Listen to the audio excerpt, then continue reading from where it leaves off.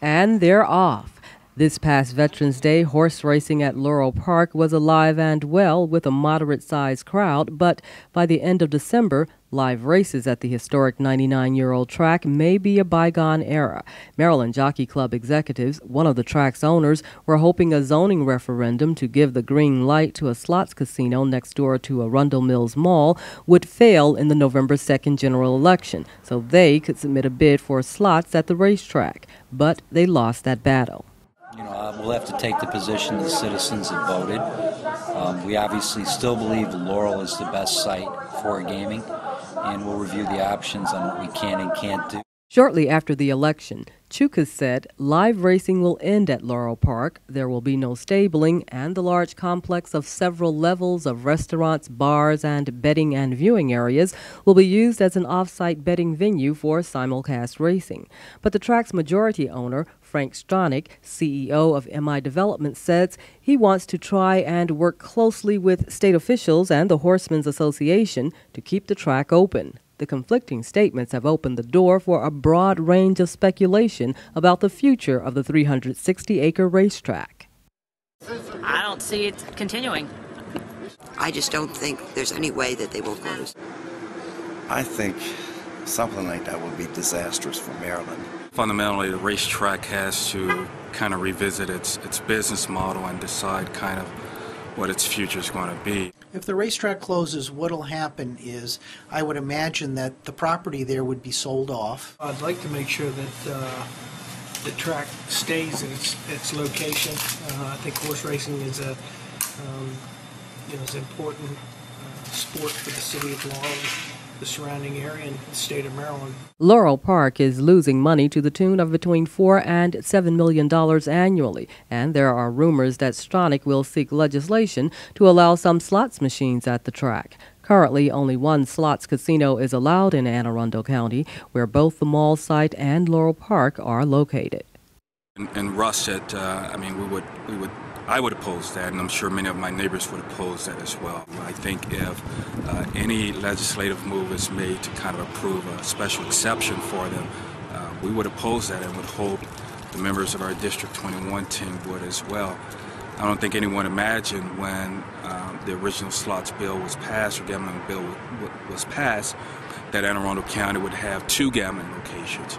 Devin Tucker lives in the nearby Russet community and strongly opposes slots at the track because of the increased traffic it would bring and fears of crime coming to the upscale community. I would generally hope that no one, in terms of elected officials, would seek to tarp out the racetrack in terms of a bailout, trouble asset relief program or whatever, a special kind of arrangement for them in terms of making sure they survive.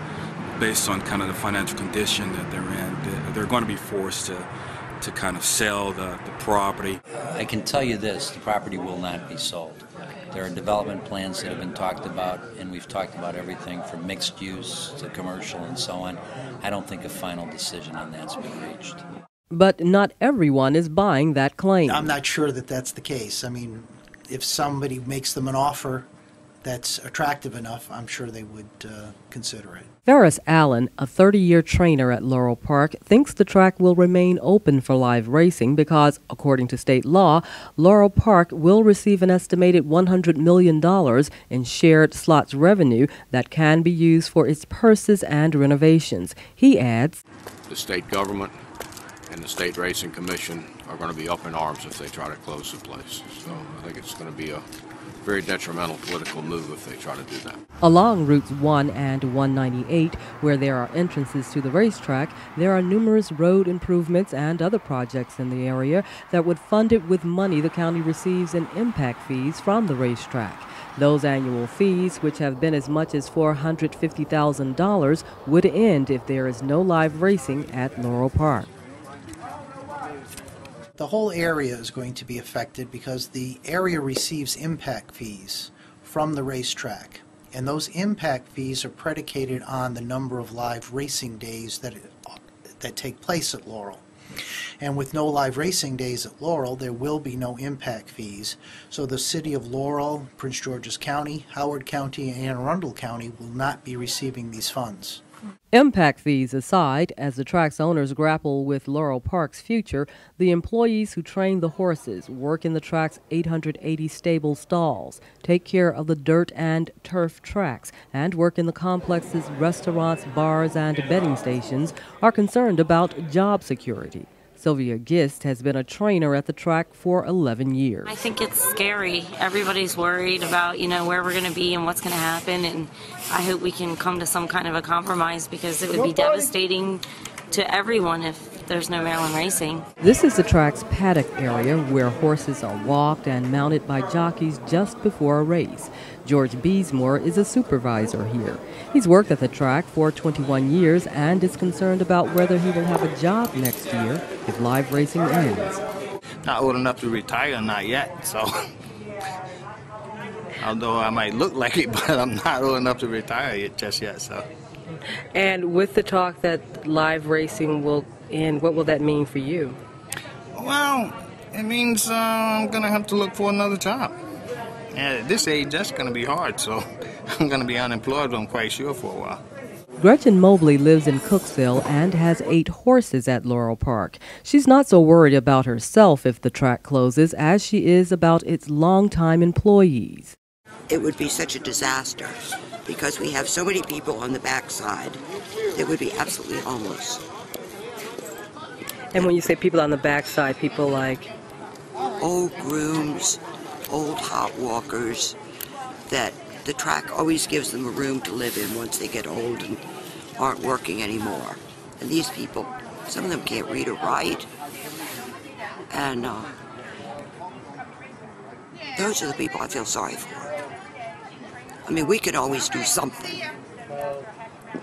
Most of the trainers, if we don't race, we can always get a job doing something. But there are people back there that couldn't.